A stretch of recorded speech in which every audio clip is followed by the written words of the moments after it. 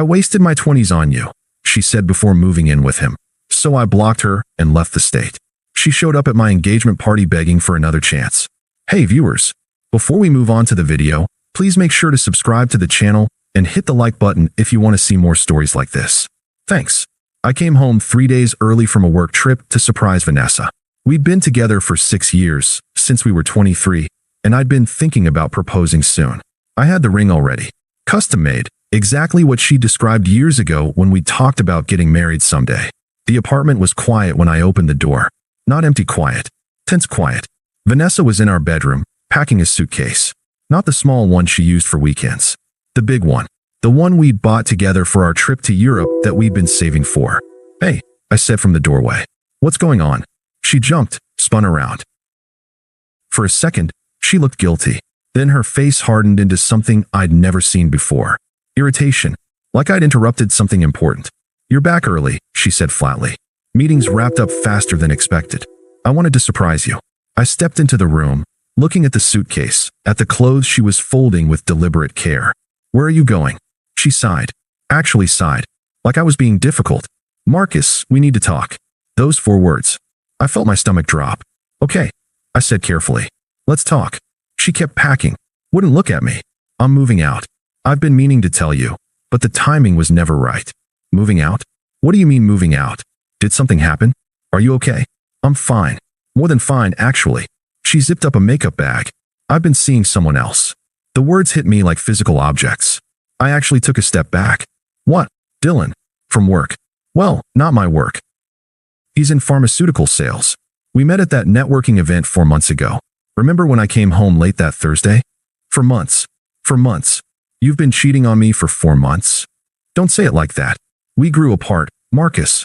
You have to have felt it too. I didn't feel anything wrong. I thought we were happy.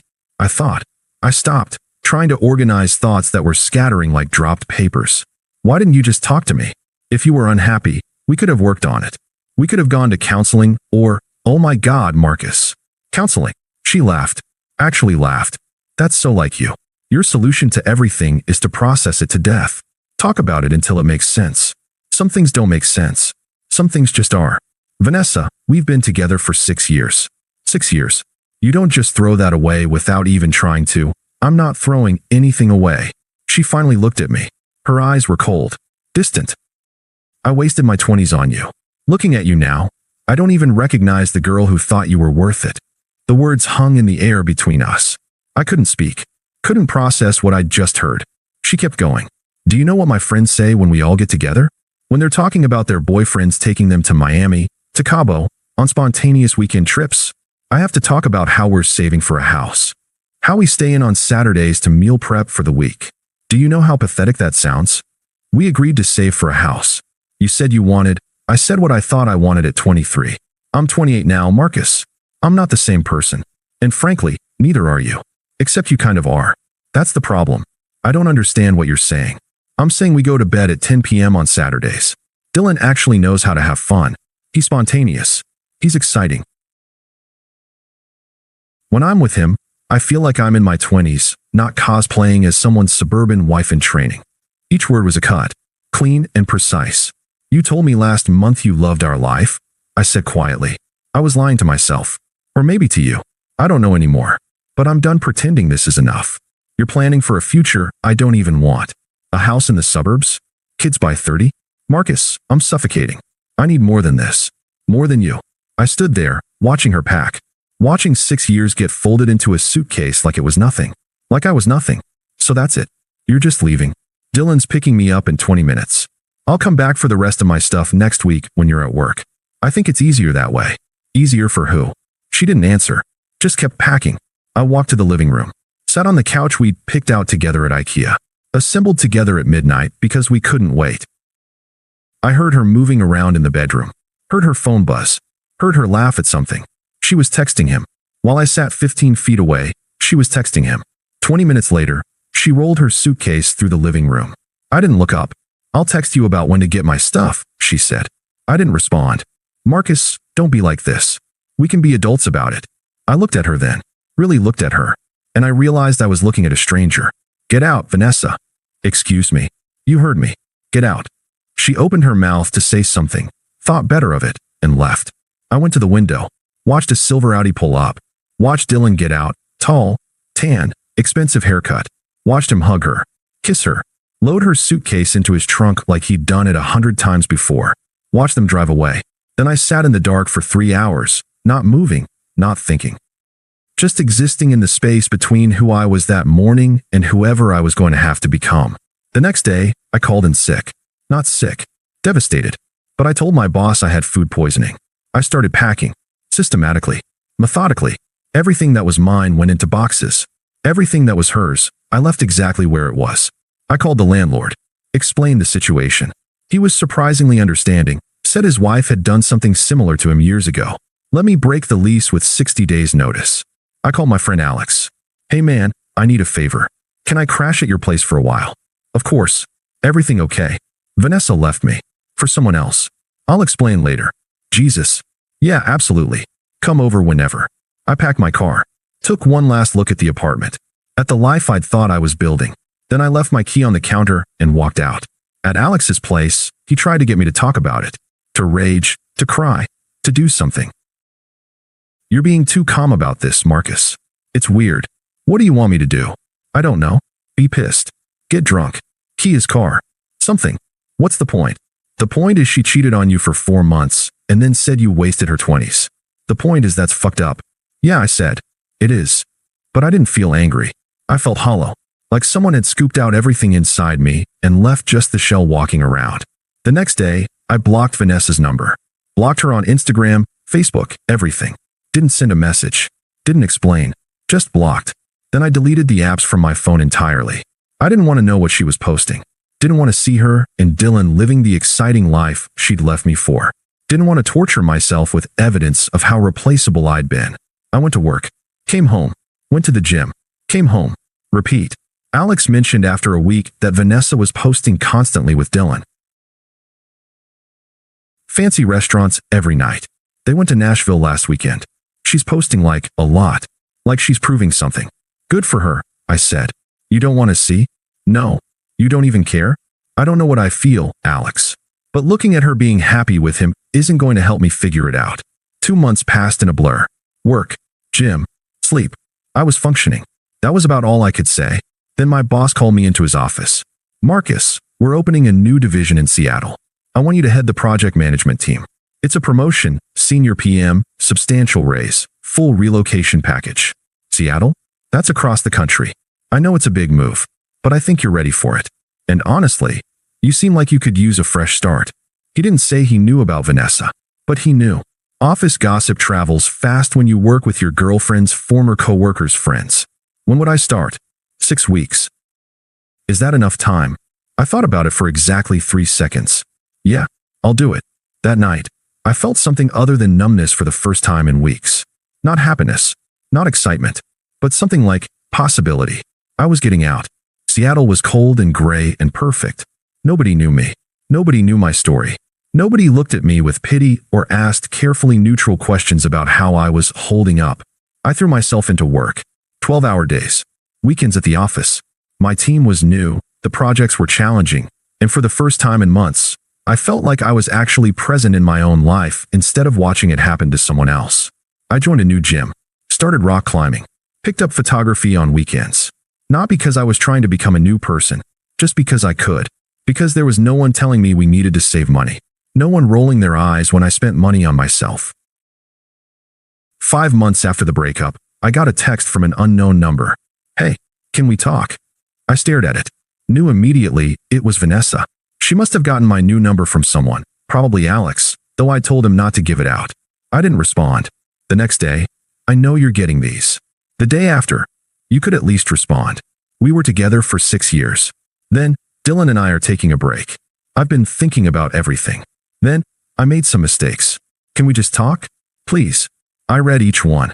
Felt nothing. Deleted them. Changed my number the following week. 2 months later, Alex called. Dude, I ran into Vanessa yesterday. Okay. She looks rough, man. Like really rough. She asked about you. What did you tell her? That you moved to Seattle and you're doing well.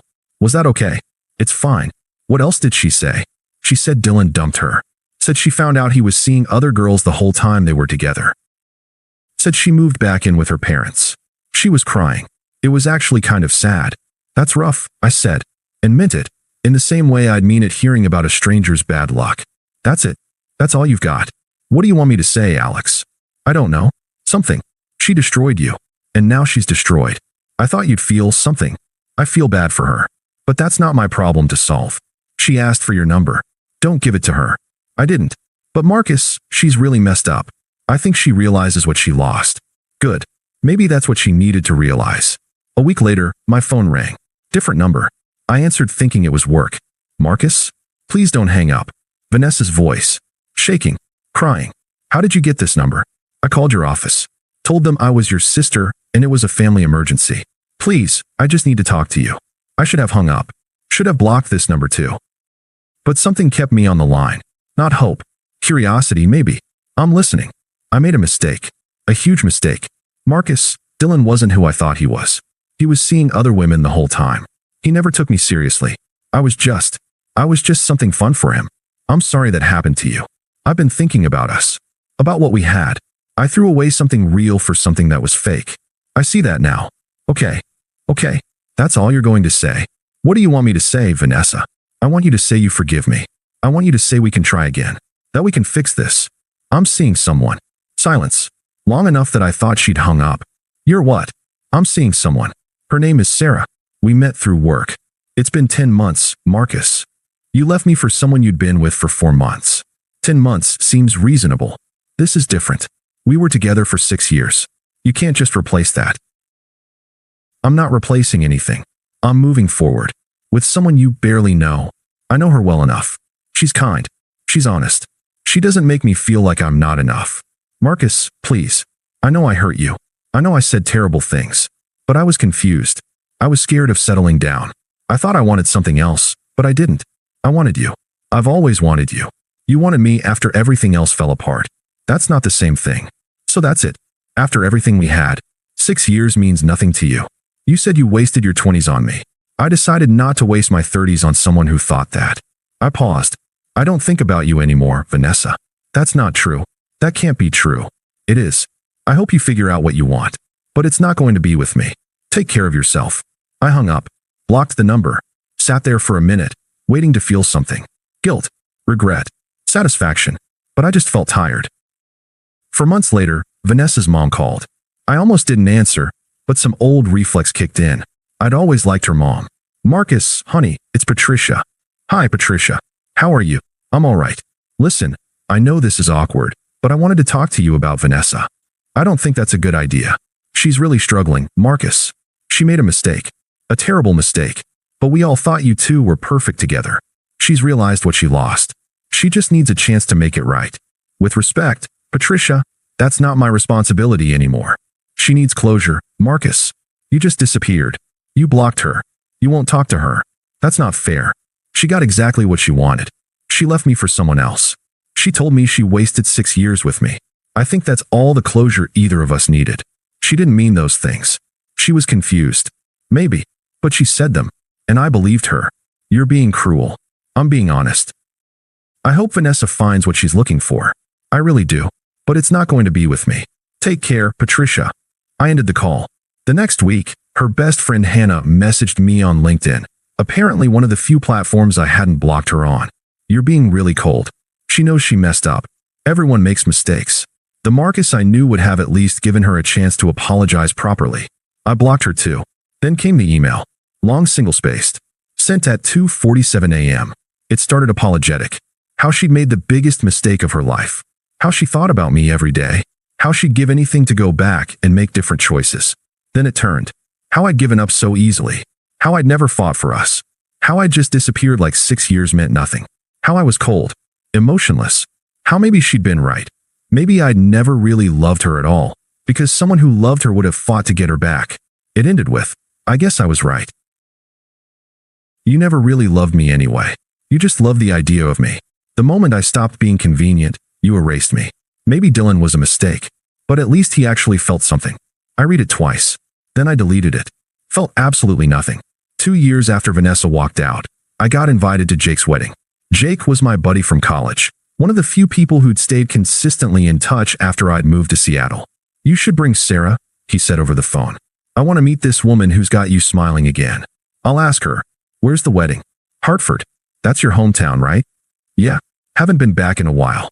Well, it'll be good to see you, man. Fair warning though, Vanessa's invited. She was Rachel's roommate in college. I wanted to give you a heads up in case that's weird. I paused, waited for the tightness in my chest. The anxiety. Something. It's fine. That was a long time ago. You sure? Yeah, I'm sure. And I was. Sarah and I flew out the weekend of the wedding. She'd met most of my Seattle friends, but this would be her first time meeting people from my old life. Are you nervous? She asked on the plane. About seeing Vanessa? Not really. Not even a little. Honestly, I'm more nervous about you meeting Jake. He's going to tell you embarrassing stories about me from college. She squeezed my hand. I already know you're a dork. Your college friend can't make it worse. This was what I hadn't known I was missing. Easy. Comfortable. Someone who made me laugh without trying. Someone who chose me every single day, not because I was convenient or safe, but because she actually wanted to. The engagement party was the night before the wedding. Open bar, fancy venue, all of Jake and Rachel's friends mixing together. Sarah looked incredible. Black dress, hair done, smiling at everyone like she'd known them for years. I introduced her around. Caught up with people I hadn't seen in years. I didn't see Vanessa at first. Wasn't looking for her. Then I went to get drinks, and she was there. At the bar. Alone. She looked diminished. That's the only word for it. Thinner. Tired. Her dress looked expensive but somehow wrong on her. Like she was wearing a costume. She saw me. Her face did something complicated. Hey, Marcus. I turned. Genuinely surprised. Vanessa. Hi. Silence. Awkward and heavy. You look good, she said finally. Thanks. You too. Lie. But what else do you say? How have you been? She asked. Good. Busy with work. You. I'm okay. Better than I was. I'm actually doing PR for a startup now. It's small, but it's something. That's good. More silence. I got my drinks from the bartender. Is that? She nodded towards Sarah, who was laughing with Jake across the room. My fiancée, Sarah? We're getting married in the fall. I watched her face. Watched something in it break. Oh, that's wow. Congratulations. Thank you. That was fast. 2 years isn't that fast. Right. Of course. I just meant, she stopped. Started again. I wanted to say I'm sorry. For how things ended. For what I said. I was really awful to you. It was a long time ago. Was it really? Sometimes it feels like yesterday. I didn't know what to say to that. Do you ever think about us? She asked quietly. About what we could have been. I looked at her. Really looked at her. And I tried to find something. Some remnant of what I'd felt. Some echo of the person I'd been when I'd loved her. Nothing. Not really, I said honestly. That person you dated doesn't exist anymore. I think about it all the time. About you. About how stupid I was. Her voice cracked. I threw away the best thing I ever had, Marcus. I know that now. I knew it the day Dylan left. I knew it every day after. I was so stupid. You made a choice. We both did. I don't blame you anymore. But do you forgive me? I thought about it. Really thought about it. Yeah, I said. I forgive you. But that doesn't change anything. It could. We could try again. We could. Vanessa, no. Why not? You forgave me. You just said, forgiving you doesn't mean I want you back. It means I stopped carrying what you did to me. That's for me, not for you. So that's it. You're just done? After everything we had. Sarah appeared at my elbow then, perfectly timed. Hey babe, Jake wants to do a toast soon. She smiled at Vanessa. Hi, I'm Sarah. Vanessa stared at her. At me. At Sarah's hand on my arm. Vanessa, she managed. We used to date. Oh. Sarah's smile didn't falter. It's nice to meet you. They shook hands. I watched Vanessa's face as she took in Sarah. Watched her see what I'd found after her. Someone who looked at me like I was exactly enough. Someone who lit up when I walked into a room. Someone who'd chosen me and kept choosing me. We should get back, I said. Good to see you, Vanessa. Take care of yourself. I took Sarah's hand and walked away. Didn't look back. That night, Sarah asked me about it. That was her, wasn't it? The one who left you. Yeah. She's still in love with you. I know. Does that feel good? Like revenge? No. It just feels sad. For her. But not for you. Not for me. Not anymore. She kissed me. Good. Because you're stuck with me now. Lucky me, I said. And meant it. The next day was the wedding. I was a groomsman, so I was busy most of the day. Saw Vanessa sitting at a table on the bride's side during the ceremony. Saw her watching me during the reception. I danced with Sarah, laughed with Jake, gave a speech about friendship and finding the right person being worth the wait. Never looked at Vanessa once. Not out of spite. Not out of some calculated power move. I just didn't think about her. Later, I was outside getting air when she found me. Marcus, please. Just one more minute. I sighed. Vanessa, you said you forgave me. Can you just listen? Really listen? Okay. 1 minute. I know I don't deserve another chance. I know I said unforgivable things. But I need you to understand, I was terrified. Terrified of getting married young and having regrets. Terrified of never experiencing anything else. And Dylan represented all of that. He was the opposite of you. Exciting and dangerous and new. I understand that. Do you? Because I need you to know that leaving you was the worst decision I ever made. Every single day since has been worse than the one before. I lost you. I lost our future. I lost myself. And you just moved on. Like it was easy. Like I was nothing. It wasn't easy. And you weren't nothing. But I couldn't stay in love with someone who saw me as a waste of time. I didn't mean it. Yes, you did. Maybe you regret it now. But in that moment, you meant every word. So what? I'm just supposed to live with that forever? With knowing I destroyed the best thing in my life. You're supposed to learn from it. And find someone who makes you feel the way Sarah makes me feel. What if there isn't anyone else? What if you were it? Then you'll be alone. And I'm sorry if that's the case. But Vanessa, I spent my 20s building a life with you. You told me those years were wasted. So I spent my 30s building a life I actually chose. A life with someone who thinks time with me is anything but a waste. She'll never know you like I did. You're right. She knows me better. She knows who I actually am, not who I was trying to be for someone who didn't appreciate it. Vanessa was crying now. Full on crying. I can't accept this. I can't accept that it's really over. It's been over for 2 years. You're the only one who hasn't accepted it. Because I love you. No, I said gently. You love the security I represented. You love the idea of not having to face what you did. But you don't love me. You don't even know me anymore. That's not fair. None of this is fair, Vanessa. You leaving wasn't fair. You cheating wasn't fair. You telling me I wasted your 20s wasn't fair. But it happened. And we both had to figure out how to live with it. I'm sorry you're still struggling. I really am. But I can't fix that for you. Sarah appeared in the doorway. Marcus? Jake's about to cut the cake. Coming. I looked at Vanessa one last time. I hope you find what you're looking for. I really do. But it's not me. It hasn't been me for a long time. I walked back inside, took Sarah's hand, joined my friends at the cake table. Through the window, I could see Vanessa standing alone in the dark, watching. Sarah leaned into me. You okay? Yeah, I said. And I was. The next morning, we flew back to Seattle. Back to our apartment with the view of the sound. Back to our life together. Back to something real. People ask me sometimes if I ever got closure with Vanessa. If I ever got to say what I needed to say. I did. But not in the way they think. The closure wasn't in any conversation. It was in the moment I stopped needing her to understand. Stopped needing her to apologize. Stopped needing her at all. She thought she wasted her 20s on me. Maybe she did. But I didn't waste my 30s mourning someone who never deserved the best years of my life in the first place. That's the thing about people who leave you for someone else. They want to believe you'll fall apart. That you'll never find better.